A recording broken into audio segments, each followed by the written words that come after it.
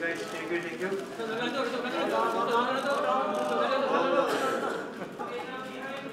Okay, please do not forget our colleagues that are behind there.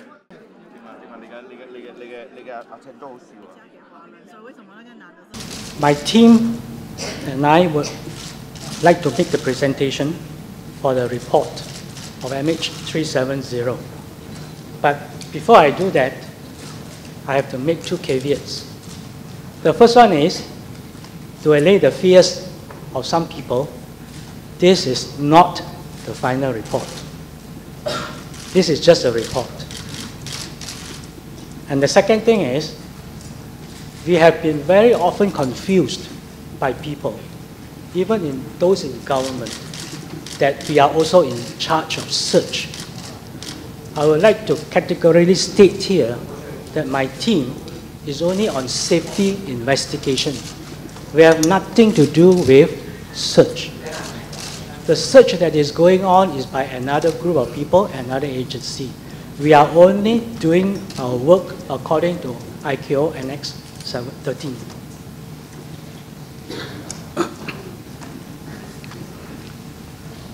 The government of Malaysia, under the Malaysian Civil Aviation Regulations, had established a team on the 25th of April, which is called the Malaysian ICAO Annex 13 Safety Investigation Team for MH370 with 19 Malaysians and 7 accredited representatives of 7 international air safety investigation authorities to investigate the disappearance.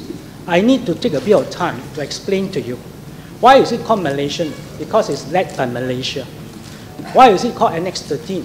Because we only concentrate on safety and nothing else. If it is Annex 12, it's search and rescue. If it's Annex 17, then there will be security.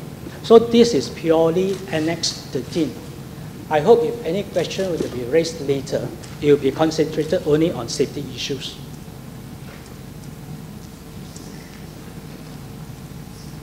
The organization is headed by an investigator in charge, and there are 3 committees. Namely, the Airworthiness Committee, the Operations Committee, and the Medical and Human Factor Committee. When I mentioned the 7 accredited representatives, they are actually not individuals. They are actually authorities. They are safety authorities for investigation of accidents. The first one is Australia, which is NTSB.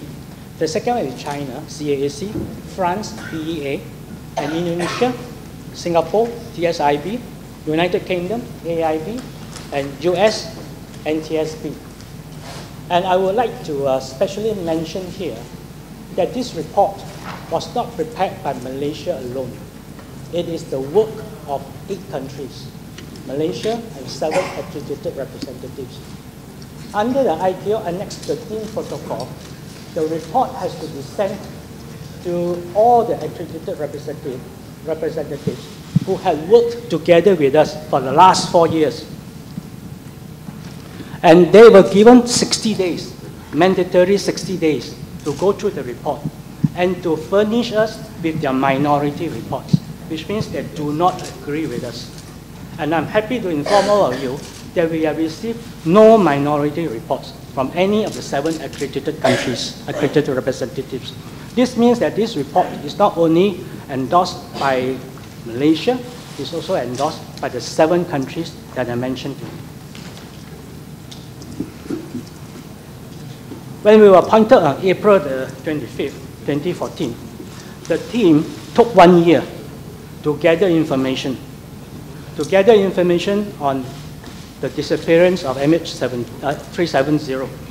And we based the factual information, our factual information collection is based on what is provided under Annex 13, Section 1, factual information from 1.1 to 1.19. This is where we gather our information. And we took 1 year to collect all the information necessary. And on the anniversary, the first anniversary of MH370, on the 8th of March 2015, we have published the factual information on the MOT website, which everybody could have access to. And that was our 1 year's work. And subsequently, from that onwards, the second anniversary, third anniversary, even fourth anniversary, we concentrated on the work of analysis and findings, and also come up with conclusions. So when we investigated, it's a very tedious process, as I mentioned to you. We have 7 accredited representatives who must at all times agree with what you have investigated. But the process is very tedious. For those who have studied mathematics, you know that it's a reiteration process. That means when we have completed certain part of our work, we will send it to all the 7 accredited representatives for them to have a look. And they'll give us a comment. And once they give us the comments, we have to change our report, or we have changed that particular section of the work. And then we send out again to 7 of them. Then they'll make further comments. And then one party will not know the other party what he has commented. So it will be a very difficult process. But nevertheless, we have done it for the last 4 years. And we have finally reached consensus to only zoom in on 7 areas. The 7 areas is diversion from far flight plan route. It's too difficult to read and pronounce, so I'll just say it's air turn back. Okay? The second one is flight crew. The third is airworthiness and maintenance and aircraft systems, satellite communication, wreckage information, cargo consignment, and air traffic services from 1:19 in the morning to 6:32. And for those who wonder why we stopped at 6:32, because 6:32 is the time when the air traffic control in Subang, DCA, had sent out its distress file signal, which means the search and rescue operation has started. Since this is only Annex 13 team, we'll stop at that, because Annex 12 will take over from then. For those who are familiar with this MH370 incident, you will know that the aircraft departed KLIA at 0042 morning, Malaysian time. And shortly after the aircraft had departed, the Malaysian air traffic controllers got in touch with Ho Chi Minh and informed Ho Chi Minh expect the aircraft to be at Igari at 1:22. Igari is a waypoint. So, when at 1:19, 3 minutes before the agreed transfer time, the Malaysian controllers had acted too fast. 1:19, that means 3 minutes before the agreed transfer time, the controllers already told the aircraft, the pilot, please contact Ho Chi Minh City, Ho Chi Minh, on 120.9 megahertz. That means we have released control. But unfortunately, the air traffic controllers in KL did not inform Ho Chi Minh of that move. And more unfortunately is that the pilot did not contact Ho Chi Minh. The pilot just said the famous phrase, "Good night, Malaysian 370." And that was the last recorded transmission. After that, there was no more message from 370. And the radar showed that MH370 passed Igari at 1:20. And the last radar captured on this MH370 was at 1:21, which means after 1:21, the aircraft was lost. The aircraft had disappeared. There's no way we could trace the aircraft.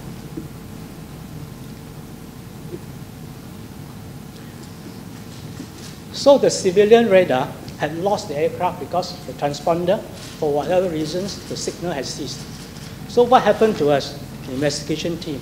We had to rely on the military radar. So we went to the military setup, the base, and we managed to trace and check the military radar. And we discovered that the aircraft actually, starting at 1:21, instead of going straight to China, Beijing, it actually made a right turn. Immediately after the right turn, it made a left turn, and it went to a southwesterly direction. Actually, it came back. And the military radar was able to track the aircraft, the movement of the aircraft, from 1:21, 1:30, 1:36, 1:39, 1:52. And at 1:52, the aircraft was actually in south of Penang. South of Penang. It came back to south of Penang at 1:52. And at 202, it was over Pulau Perak. And later it went up to the northwest direction. And finally, it disappeared at the point 10 nautical miles north of Mecca.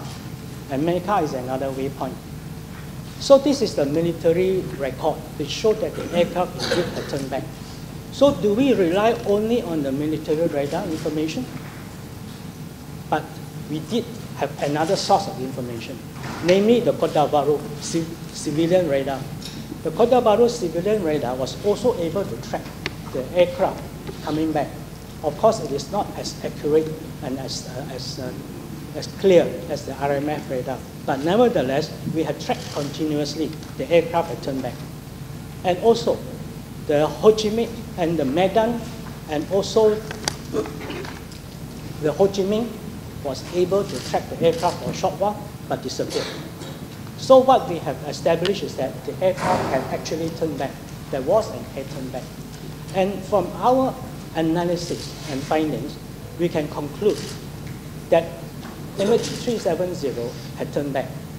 And we also can confirm that the turn back was not because of anomalies in the mechanical system. And we have carried out simulator sessions to determine how the aircraft turned back. And we can confirm that the turn back was made not under an autopilot, but it was made under a manual control. And we are happy to say that the civilian and military radar is consistent with each other, with one another. That means it corroborates.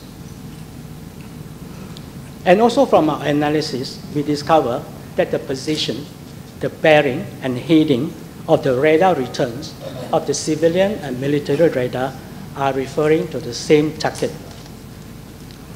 And the other thing, as I mentioned, is that the autopilot has to be disengaged. That means you cannot turn with autopilot. It has to be a manual.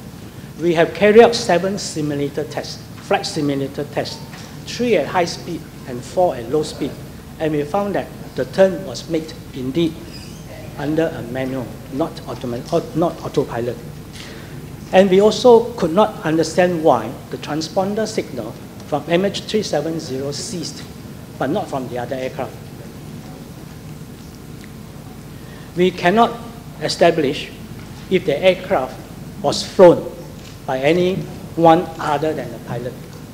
But we also cannot exclude the possibility that there's unlawful interference by a third party.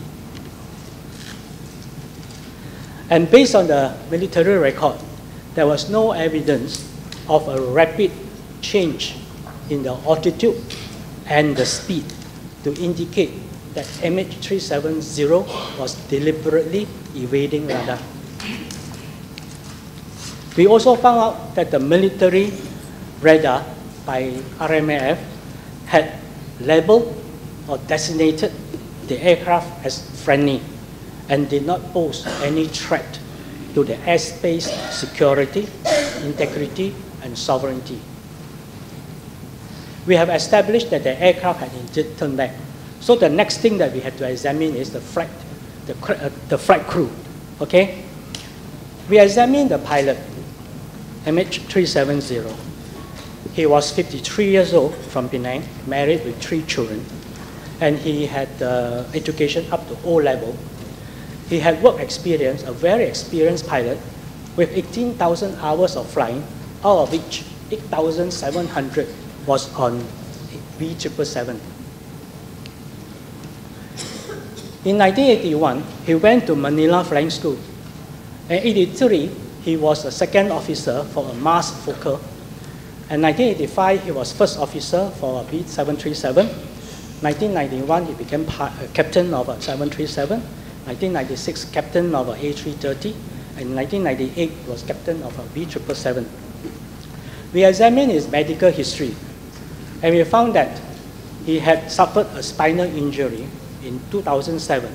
He underwent spinal injury as a result of a paragliding event. And he also suffered of osteoarthritis. There was no long-term medication, no evidence of mental or psychiatric treatment that he received, and no history of apathy, anxiety, or instability. He has no conflict issues with friends or family.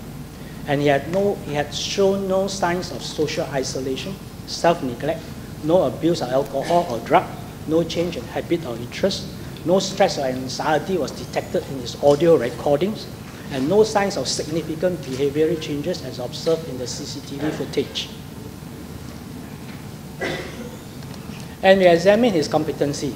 He was a very competent pilot, almost flawless safety records, ability to handle work stress very well. He has a valid license. He is medically fit, and is within duty time limitation, well rested, and no personal issues with the first officer as they were flying for the first time. He had also no evidence of financial stress because there was no unusual financial transaction and there was no reason for additional purchase of insurance. He was also well respected as a trainer, as an instructor. The second person that we examined was the first officer. He's 27 years old, from Kelantan, not married. He's O-level again. And he went to Langkawi Aerospace Training School in 2008. Has no medical issues.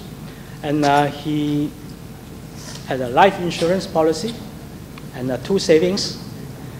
And he had started his career as the first officer in 737 in 2010. And then in 2012, he was the first officer for A330. 2013, he was first officer for B777. And 2014, that was his last training flight on the 8th of March, 2014.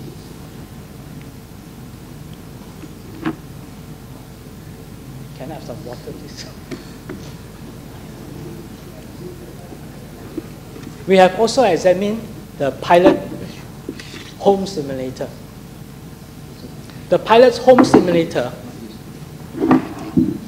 after analysis, we found that there were 2,700 waypoints stored in the simulator. Thank you very much.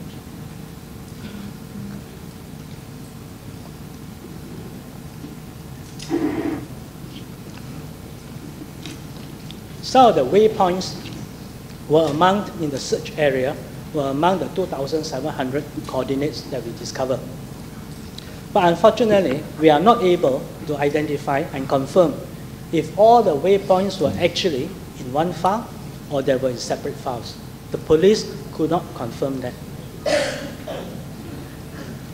The police from the simulator could also not confirm whether there was any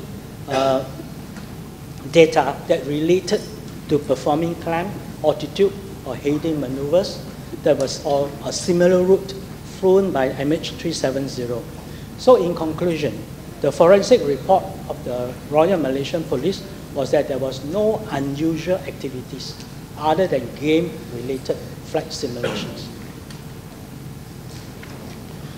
We also examined the allegations that the first officer's phone was detected. So we have talked to the telco service provider and who confirmed that there was a signal hit occurred at 1:52 in the morning on the 8th of March coming from a mobile phone at the tower at Bandar Baru Falim in Penang. The hit was traced to the phone number registered under the name of the Apple. But the signal hit was just a signal hit to show that the phone was in the odd mode, it was on the on mode, but there was no call make at all. After examining the flight crew, we proceeded to examine the airworthiness and maintenance of the aircraft system. You know that this is a Boeing aircraft, it's a B777-200ER. Registration is 9M MRO. Engine is Rolls-Royce Trent. The date of manufacture is 29th of May 2002. And the certificate of airworthiness was issued and valid until June the 2nd, 2014. The total airframe time was about 53,400. The engines were Rolls-Royce Trent, 40,000 hours. And there was only one major repair carried out on the aircraft, which was a damage to the right wing tip. When the aircraft was taxiing in Pudong, it hit against another Airbus 340 on the 8th of on the 9th of August 2012. The repair was carried out by Boeing and approved by FAA. And we examined the airworthiness directives. There was a replacement of low-pressure oxygen hoses in flight deck that will reduce the likelihood of potential fire. Other than that, we couldn't find any flaws with the aircraft. The weight and balance was okay, normal and within limits. The fuel carried was okay. The D-check reviewed that there was nothing wrong with the aircraft. The engine health monitoring also did not register anything. No evidence of unusual engine behavior. Everything seems to be okay with the aircraft. There was no airworthiness issues, no air conditioning defects, no pressurization defects, and apparently the autopilot was functioning because the aircraft was flying for 7.5 hours.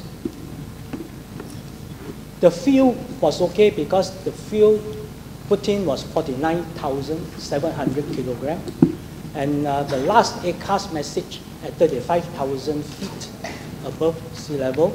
At 107, the fuel remaining is 43,800 kilograms. The alternate airport was 46 minutes away, so everything seems to have met regulatory requirements.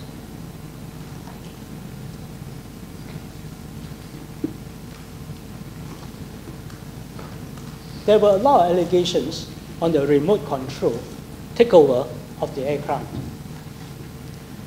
We have actually examined this and investigated along this line. And they believe that there is a system, once activated, would remove all controls from the pilots and automatically fly and land the aircraft at a predetermined location. This was exactly the patent applied and approved by Boeing in November 2006. Boeing had that patent, or patent. According to the patent, Boeing or US argued that bulletproof cockpit doors and carriage of air marshals no longer effective. As such, they need a system to foil hijack attempts. This uninterruptible autopilot system could be activated by the pilots or on-board sensors or remotely by satellite link. We have checked with Boeing and we have confirmation from Boeing that this autopilot system had never been implemented. The patent system had never been implemented on any other aircraft or commercial aircraft. And Boeing is also not aware of any commercial aircraft owned by Boeing that has incorporated such technology. We have to understand that this aircraft was delivered to Mars in May 2002, and the patent only was issued in 2006. And the aircraft was under the maintenance of Mars, and they did not indicate that such systems were installed on the aircraft post-delivery. So in short, there were no evidence to support the belief that the MH370 was taken over by remote control.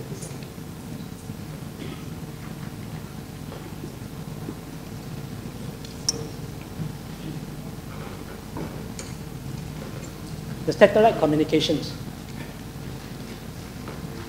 Altogether, we had a number of handshakes or satellite SATCOM transmissions, starting from 0042, when the aircraft left KLIA. The last ACAS at 107, first handshake initiated by the aircraft at 225. At 239, there was an unanswered phone call. There were a series of SATCOMs that we have registered. And the last one happened at 819, which was a 7th handshake. Again, it was initiated by the aircraft.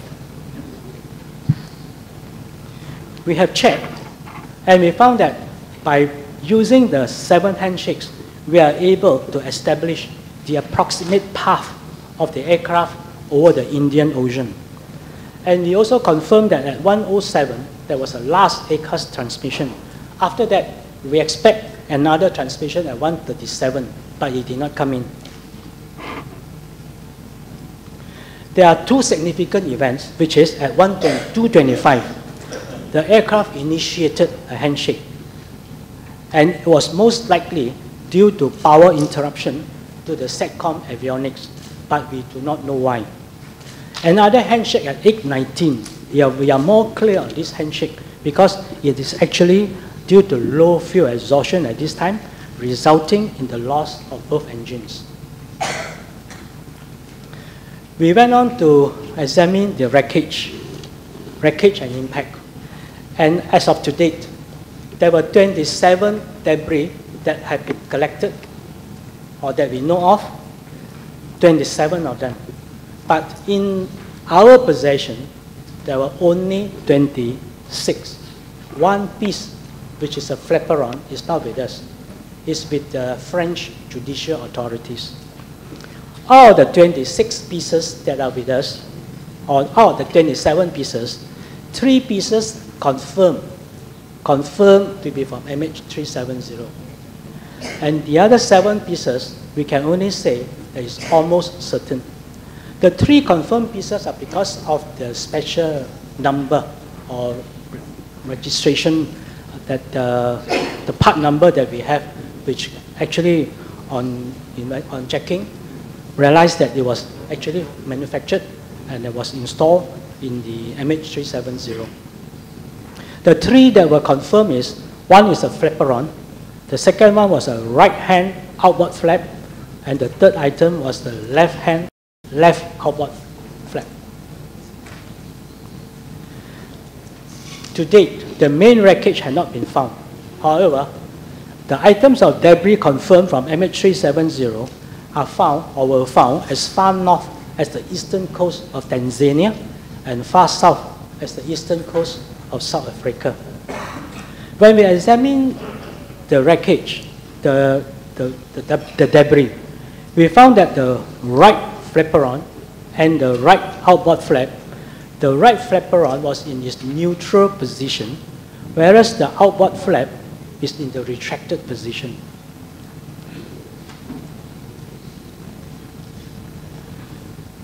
We then went to examine the cargo consignment.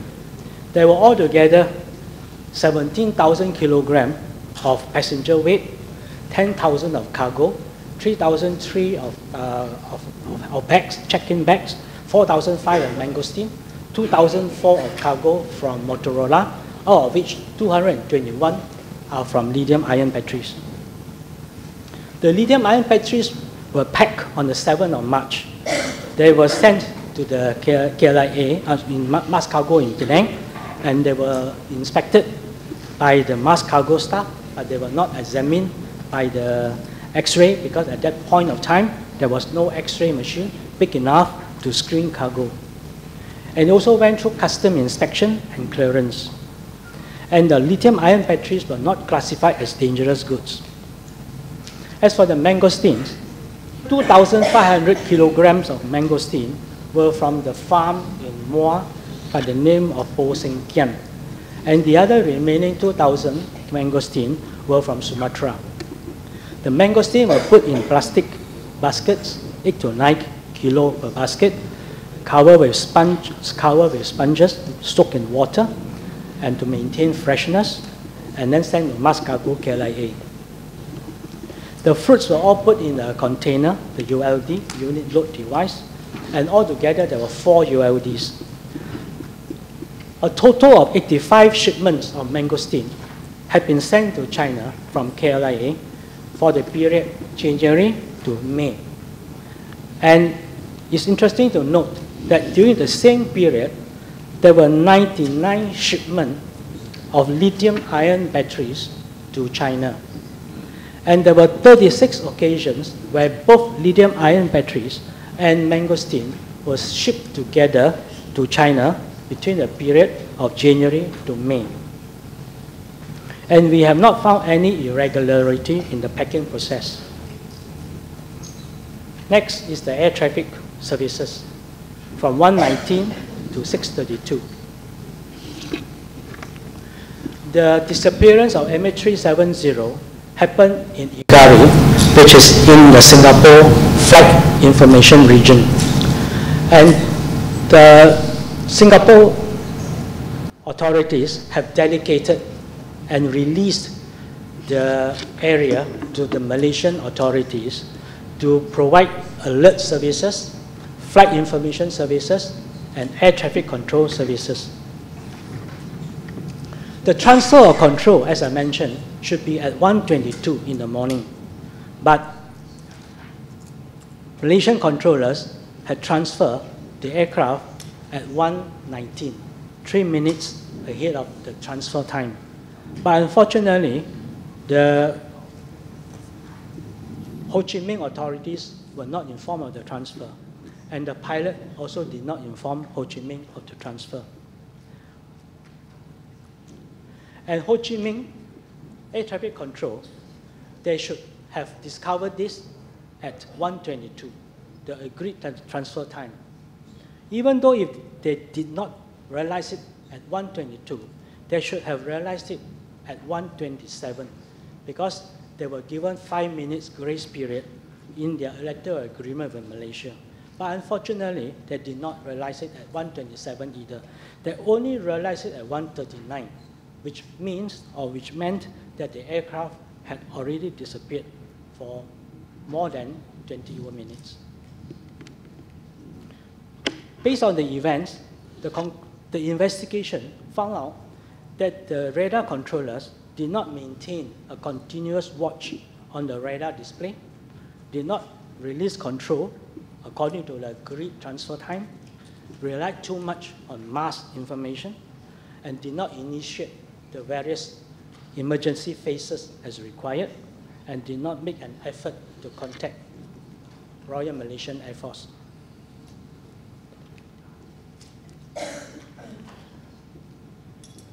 As I have said just now, we have taken 1 year to collect all the factual information. We have spent another 2 years doing the analysis and coming to the finding. And finally, based on the factual information, based on the analysis, based on the finding, we have finally come up with the conclusion. The conclusion is that Flight 370 indeed had diverted from the far flight plan route. That means there was an air turn back. And the air turn back could not be attributed to a anomalous system. It should be more than that, or it could be more than that.